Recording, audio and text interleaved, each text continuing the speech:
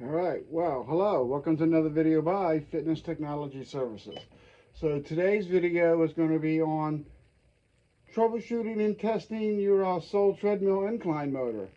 Um, this is an F63 frame that I'm using. I put a bunch of different parts on it, but it's all the same. They kind of use the same incline motor. The signals are the same. And really on the models from 2018 and up, there's not a lot of troubleshooting on them. There used to be where you'd have a different light for the incline up indicator, a different light for the incline down indicator.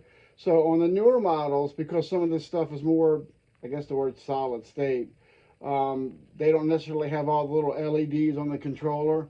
So what we're going to have to actually do is physically test the incline motor by running direct AC to it.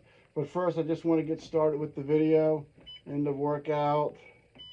So let's say you're walking along, not trying to do anything with the incline, you're just in manual mode. Then you're just going to try and do incline. I'm going to pick on 3. You hear the relay click, but you get no response. So that means, and then it turns into an E3.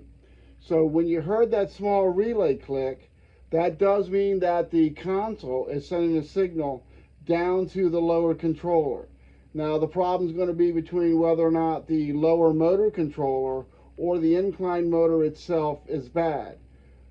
Typically these incline motors are pretty durable. They're basically like a drill. They don't really fail too often. I guess after 30 years I've replaced maybe 6 to 10, which I guess I wouldn't have a job if I depended on that. So anyway, let's clear out this E3, and then I'm going to show you what I'm going to do to run the incline motor off a direct 110 off of the same leads that the controller is hooked up to. All right, so hang on 1 second. Let me get reset up for this.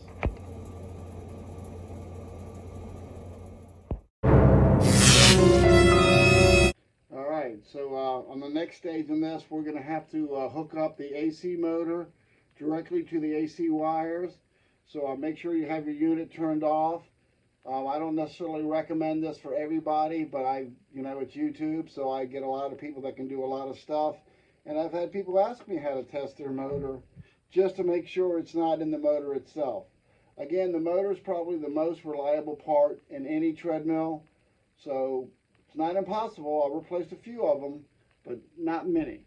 So anyway, with the power turned off, you're going to disconnect the incline motor from the control board itself. All right, so that's going to give you red, black, and white. Red is normally up, black is normally down. I guess it could be another way, but I've never seen it any other way, so I'm not really sure if that's possible. All right, so there's our 3 motor wires. Here's our 2 AC wires. As you can see, I took them directly off the control, so now the control doesn't have the wires going to it. Now, I've done this with bread ties before, but I'm not doing it with bread ties today. I've gotten shocked, so they're not very good, but I have little jumpers now. So I'm just going to take the neutral to the neutral, and I'm going to leave it there permanently, really. So because I don't have a white, I'm going to use my blue, and my neutral's completely hooked up. All right, so then I'm going to use the red for hot, and since the incline motor is down, I'm going to try and send it up. All right.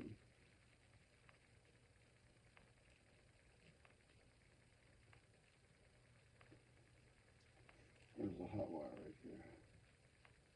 All right, so I got the hot side of my AC connected to the hot side of the incline.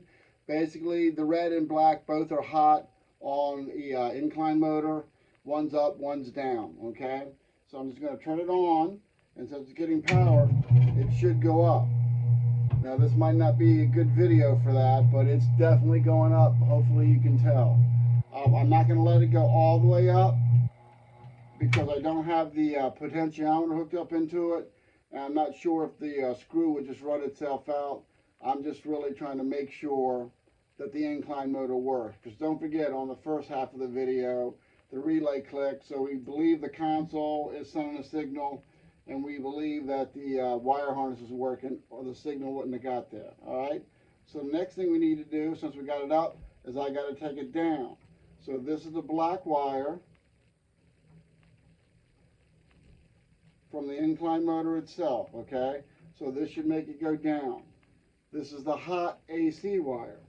So I'm going to put my little jumper, and don't forget I turned the machine back off. So again, this particular call is not for everybody, but it is for some people because I've got a request for it. Alright, so I got the neutral still jumpered out. I got the incline set for hot going down, which is black. So now it should automatically go down. So just remember that your incline motor basically is a drill.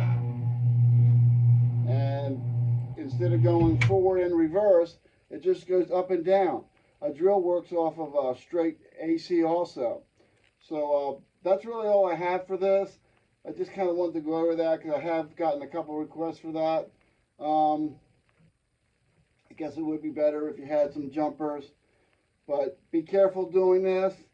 And that's really it for this video. I guess I will see you guys again. Don't forget, give me a like or subscribe. It really hasn't made a big difference yet, but I think I'm kind of close.